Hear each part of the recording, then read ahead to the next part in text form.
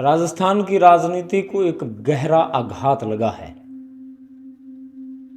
यूं कहें कि एक प्रदेश के लिए और एक समाज के लिए किसी महत्वपूर्ण व्यक्ति के चले जाने के बाद कितना खालीपन सा नजर आता है, ये आज नजर आ रहा है 25 महीनों के बाद। भले ही रामेश्वर लाल डूडी 25 महीनों से एक हॉस्पिटल के बेड में सिमट कर रह गए थे, लेकिन एक जिंदा होने की खबर से भी राजनीति में ऐसा खालीपन नहीं आया जैसा आज आया है। ब्रेन स्ट्रोक होने के बाद रामेश्वर लाल डूडी दिल्ली के एक हॉस्पिटल में भर्ती थे। वहां से उन्हें पिछले महीने बीकानेर हॉस्पिटल लेकर आया गया और आज उनकी मृत्यु हो गई। रामेश्वर लाल डूडी राजस्थान की राजनीति को अलविदा कह गए।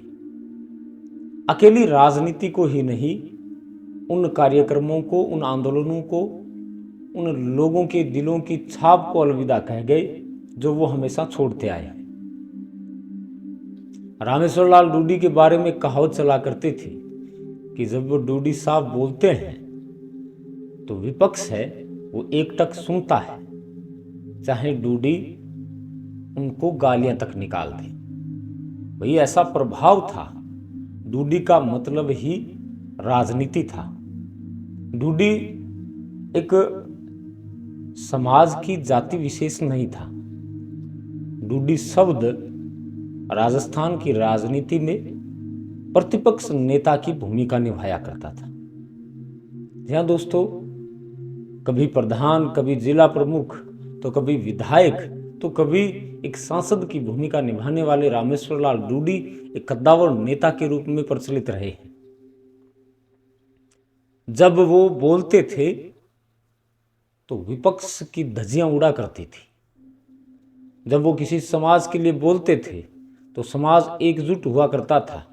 जहां दोस्तों जाट समाज के कद्दावर और दबंग नेता, हम इसीलिए कह रहे हैं, अपने समाज के लिए कुछ कर गुजरने की उनके अंदर जो चेष्टा थी वो शायद ही किसी समाज के नेता में आपको देखने को मिलेगी। जैसे हनुमान बेनीवाल है, रामेश्वर लाल डूडी है, इन दो नेताओं की छवि अपने समाज के प्रति एक अलग है। अन्य समाजों में आपको ऐसा शायद ही देखने को मिलेगा। देखिए, जो चले गए वो चले गए, अलविदा कह गए, लेकिन पीछे एक ऐसा खालीपन सा छोड़कर चले गए कि उन्हें अब भरना बड़ा मुश्किल होगा। वर्तमान में उनकी धर्मपत्नी नोखा विधानसभा से सुशीला डूडी विधायक हैं, लेकिन वो भी उनकी जो छवि है बरकरार नहीं रख पाई है। उनका जो लहजा था, उनका जो बोलने का तरीका था, मिलनसार थे और जिस प्रकार से मीटिंगों को अटेंड करते थे, आंदोलनों को मतलब कवर करते थे, वो नीतियां, वो दिमाग कहां से आएगा। भले ही उनके नाम पर उनका परिवार चुनाव जीते या न जीते, राजनीति करे या न करे, लेकिन डूडी साहब से पर्सनली मैं खुद मिला हूं।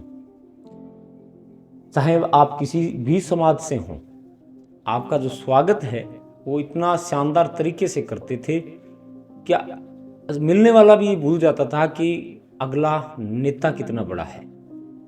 जी हाँ दोस्तों, यही तो राजनीति है, यही तो राजनीति की पकड़ है और उस पकड़ को वो ढीला कर गए।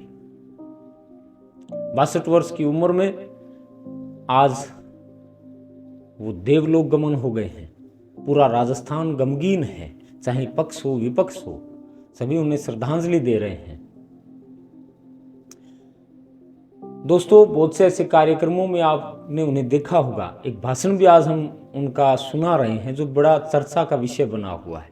एक बार उसे सुनिए और आप उस भाषण से अंदाजा लगाइए कि जब वो बोलते थे तो लोग अपनी आंखें तक नहीं झपकाते थे। इस भाषण को सुनिए और उसके बाद अपनी राय जरूर दीजिएगा।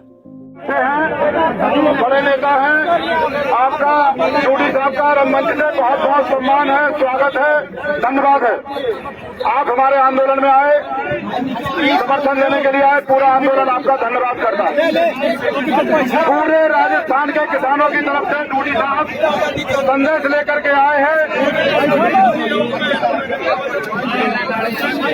मैं रामेश्वर डूडी राजस्थान से आया हूँ और मैं आपको निवेदन करना चाहता हूँ कि राजस्थान के गांव ढाणी का किसान आप लोगों के साथ हैं, उनका मैं संदेश लेके आया हूँ और मैं ये निवेदन करना चाहता हूँ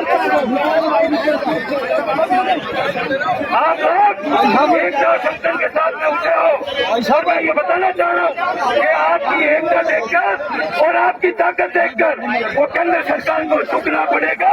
तो दोस्तों, जिस प्रकार का भाषण डूडी साहब दिया करते थे वो आपने सुना है।